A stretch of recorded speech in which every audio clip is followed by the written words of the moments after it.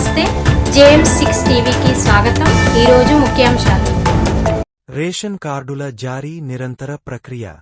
Collector Pamela Satpathy. Ration కార్డుల జారీ నిరంతర ప్రక్రియ అని ఎవరూ ఆందోళన చెందవద్దని, అర్హులందరికీ కార్డులు అందిస్తామని కలెక్టర్ పమేలా సత్పతి పేర్కొన్నారు. బుధవారం చొప్పదండిలోని SRR ఫంక్షన్ హాలులో నూతన రేషన్ కార్డుల పంపిణీ కార్యక్రమం చేపట్టగా కలెక్టర్ హాజరై మాట్లాడారు. జిల్లా వ్యాప్తంగా 78,000కు పైగా నూతన రేషన్ కార్డులు, చొప్పదండి నియోజకవర్గం 4,000 కార్డులను అందిస్తున్నామని ఉన్నారు. ఎమ్మెల్యే మేడిపల్లి సత్యం మాట్లాడుతూ, గత ప్రభుత్వం ఒక్కరికి కూడా రేషన్ కార్డులను ఇవ్వలేదన్నారు. కాంగ్రెస్ ప్రభుత్వం పేదల సంక్షేమం కోసం ఎన్నో పథకాలను అమలు చేస్తుందన్నారు. నియోజకవర్గంలో 3,500 ఇందిరమ్మ ఇళ్ల నిర్మాణానికి శ్రీకారం చుట్టామన్నారు. కాంగ్రెస్ ప్రభుత్వం ఏర్పడిన తర్వాత 18 నెలల కాలంలో 60,000 ఉద్యోగాలను భర్తీ చేసిందన్నారు. అనంతరం లబ్ధిదారులకు నూతన రేషన్ కార్డులు, పలువురికి కళ్యాణ లక్ష్మి చెక్కులు అందించారు. ఈ కార్యక్రమంలో తహసీల్దార్ నవీన్, వివిధ శాఖల అధికారులు, నాయకులు పాల్గొన్నారు.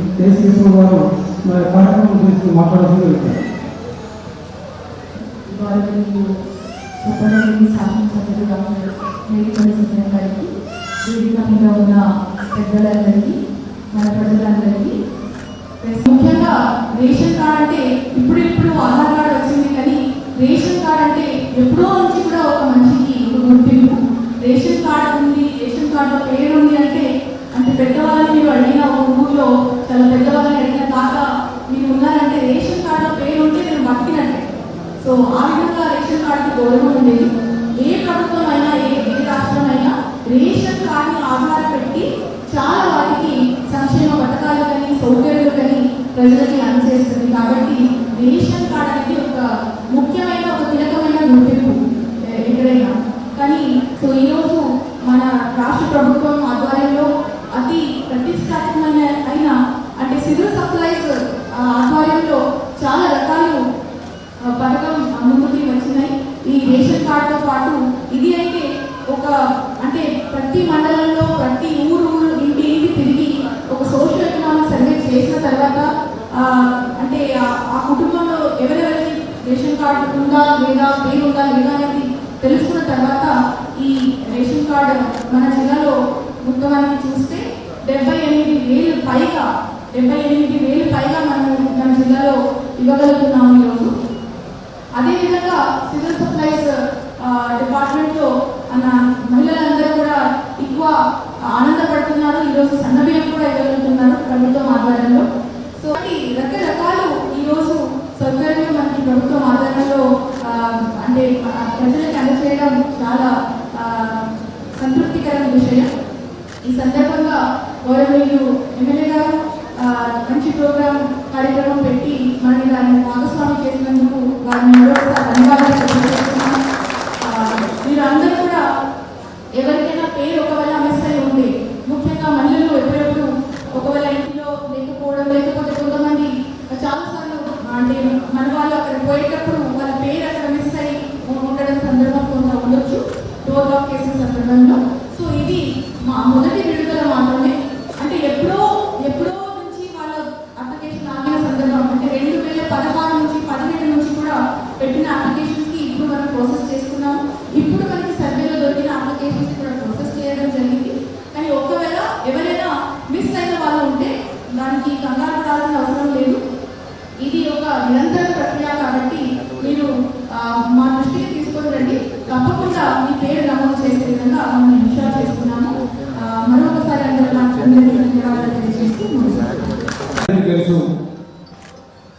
తెలంగాణ రాష్ట్రం ఆ రోజు నీళ్లు, నిధులు, నియామకాల కోసం, ఆత్మగౌరవం కోసం ఆనాడు తెలంగాణ సాధన కోసం ఉద్యమం జరిగింది.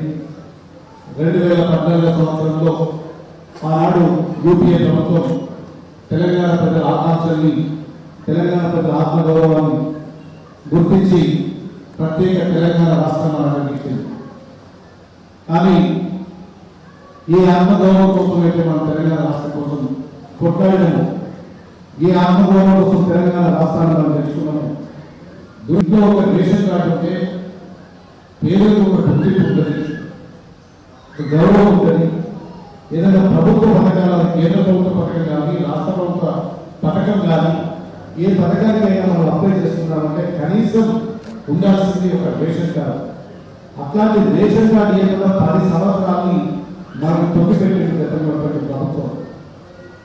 మన ప్రభుత్వం అధికారంలోకి రాగానే మీ అందరి ఆశీర్వాదంతో రాష్ట్రంలో కాంగ్రెస్ పార్టీ ప్రజా ప్రభుత్వం అధికారంలోకి రాగానే మన ముఖ్యమంత్రి రేవంత్ రెడ్డి గారు ప్రతి ఇంట్లో కూడా రేషన్ కార్డు ఇవ్వాలి. 10 సంవత్సరాల కింద పెళ్ళైన కూడా 15 సంవత్సరాల కింద పెళ్ళైన కూడా ఇంతవరకు రేషన్ కార్డు లేదు. వాళ్ళ పిల్లలు 10 రోజులు కొంతమందికి ఇంటర్మీడియట్ చదివే పరిస్థితి వచ్చింది. వాళ్ళందరూ కూడా రేషన్ కార్డు లేదు. మన ముఖ్యమంత్రి రేవంత్ రెడ్డి గారు, ఈ civil supplies minister Uttam Kumar Reddy గారు ప్రతి కుటుంబంలో కూడా రేషన్ కార్డు మ్యాండేటరీ కంపల్సరీ ఇవ్వాలి అని చెప్పి అర్హులైన ప్రతి ఒక్కరికి కూడా రేషన్ కార్డు జారీ చేసేటప్పుడు ఈ రేషన్ కార్డు మనం దేనికైనా అప్లై చేసుకోవచ్చు. ఇలా పెన్షన్ అప్లై చేసుకోవచ్చు, మన ఆరోగ్యం బాగా లేకుంటే ఏదైనా ఎల్ఓసి తీసుకోవాలన్నా, ఆరోగ్యశ్రీ పథకానికి అప్లికేబుల్ కావాలన్నా ప్రతి దానికి కూడా ఈ రేషన్ కార్డు అనేది కనీస మ్యాండేటరీగా ఈ రేషన్ కార్డు పనిచేస్తుంది. కానీ మన అధికారంలోకి వచ్చినాక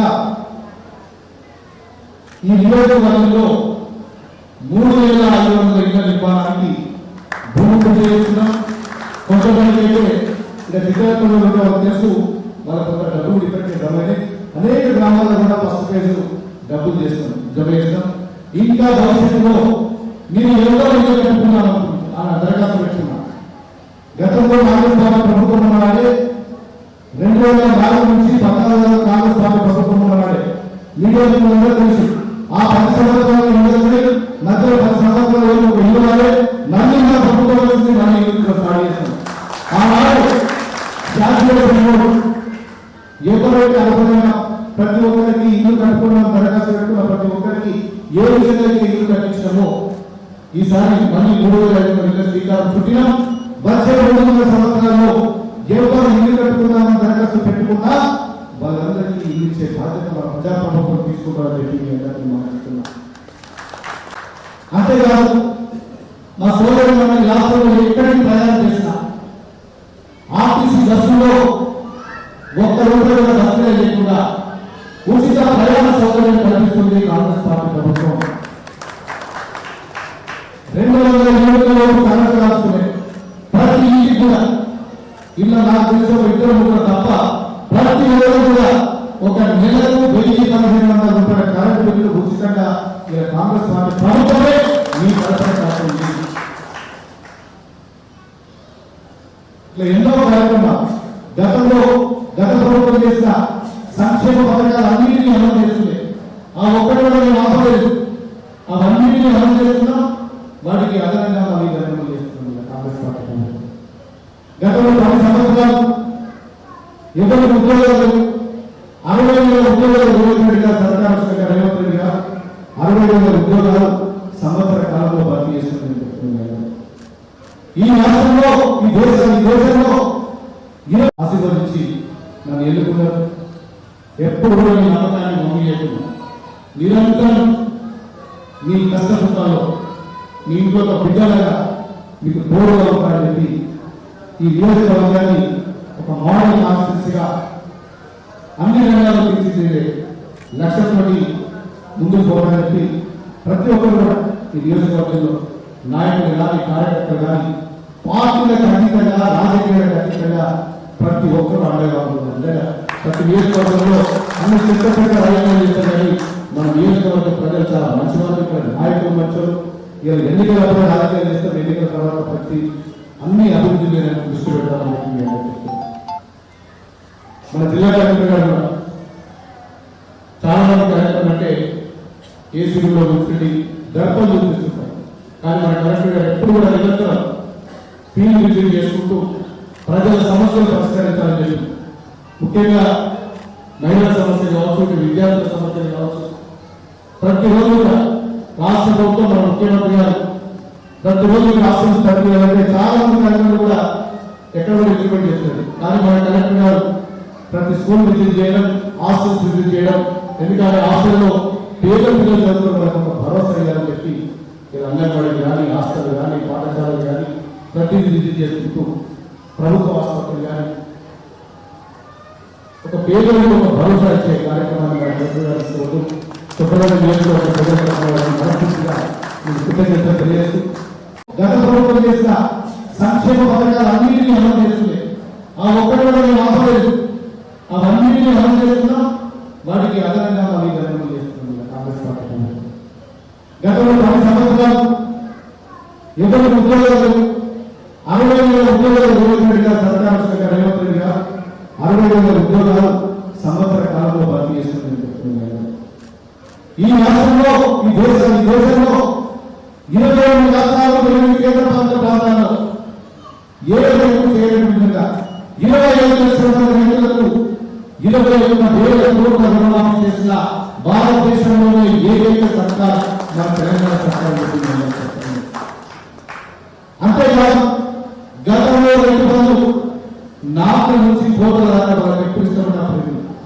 కానీ ఇవాళ మన రైతు భరోసా కేవలం 9 రోజుల్లోనే 9,000 కోట్లు రైతులకు జమ చేసి ఇవాళ నాట సమయంలో సొంత పెట్టుబడితో రైతులు కావాలనే విధంగా ఇవాళ మన రైతులను బాగు చేసే కార్యక్రమాన్ని కాంగ్రెస్ పార్టీ ప్రభుత్వం చేస్తుంది.